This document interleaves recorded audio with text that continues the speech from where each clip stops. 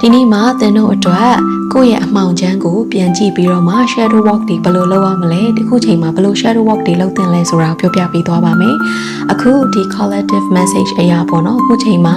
ကိုယ့်ရဲ့မာန်မာနတွေပေါ့နော်ကိုယ့်ရဲ့ ego atta တွေနဲ့ကိုယ့်ရဲ့ pride ပေါ့နော်ဒီမာန်မာနတွေကိုကိုကအခုချိန်မှာပြန်ကြည့်ဖို့လိုနေပြီလို့ပြောထားတယ်ပေါ့နော်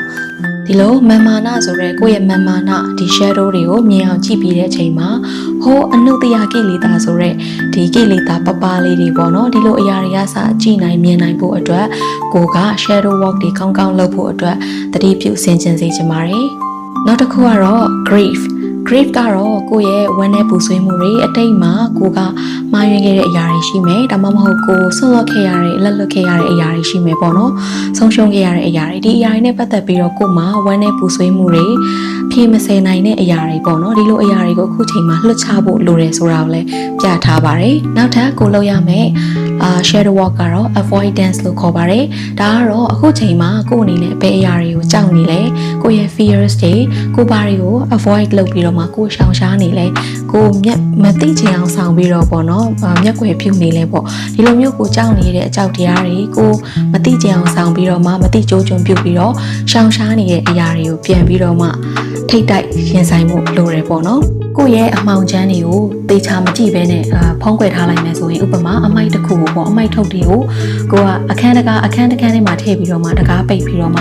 မတိကျိုးကြုံပြုတ်လိုက်တယ်လို့ပဲပေါ့နော်ဒီဟာတွေကကြာလာလို့ရှင်ပုတ်စော်ရင်းနန်လာမယ်အခန်းတကာကိုဖွင့်လိုက်လို့ရှင်အိုးနန်လိုက်တာဆိုပြီးတော့ပေါ့နော်အဲ့လိုကြီးဖြစ်မှာလေနော်အဲ့တော့ဒီအရာတွေကိုကိုယ့်အနေနဲ့ကရဲရဲကြည့်ပြီးတော့ကိုယ့်ရဲ့အမှောင်ချမ်းတွေကို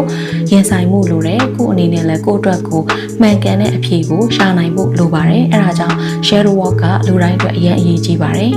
အဲ့ဒါကြောင့်ကိုဟာကိုယ့်ရဲ့အမိုက်တွေကိုစနစ်တကျဆုံးဖြတ်တတ်ဖို့လိုပါတယ်သူများပေါ်လဲသွားပြီးတော့မပုံချမိအောင်ပြီးတော့ကိုယ့်ရဲ့အတွင်းထဲမှာလည်းဒီလိုမျိုးပုတ်ဟောင်မနေအောင်ပေါ့နော်ဒီလိုမျိုးစနစ်တကျအမိုက်ကိုကိုယ့်ရဲ့အမိုက်တွေကိုစနစ်တကျဆုံးဖြတ်ခြင်းကဒီ shadow walk လုပ်တယ်လို့ခေါ်ပါတယ်တဲ့ရဲ့အဆိုးရွားဆုံးအခြေအနေတွေကအခုချိန်မှာလွန်မြောက်ပြီးဆုံးသွားပြီမို့လို့အခုချိန်မှာစိတ်အေးလက်အေးနဲ့ပေါ့နော် relax ဖြစ်နေစိတ်လုံခြုံမှုအပြည့်နဲ့နေထိုင်ပါလို့လည်းအဆောင်ရှောက်တွေကပြောထားတယ်သူတို့ဆောင်ရှောက်နေတယ်ဆိုတာကိုလည်းပြထားပါတယ်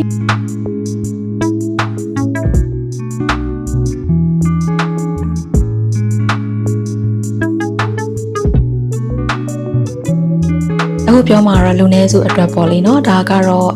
resonate ဖြစ်မှာယူပါကိုယ့်အနေနဲ့ကိုယ့်ရဲ့ဆုံးပါသွားတဲ့သားသမီးတွေရှိတယ်ဆိုလို့ရှိရင်လေဟိုအခုချိန်မှာကောင်းရမွန်ရအောင်ရောက်ရှိပြီးတော့မှအနက်ကောင်းတဲ့မြတ်တွေအဆောင်ရှောက်တွေကဆောင်းရှောက်ပေးထားတယ်ဆိုတဲ့ message လေးပေါ့နော်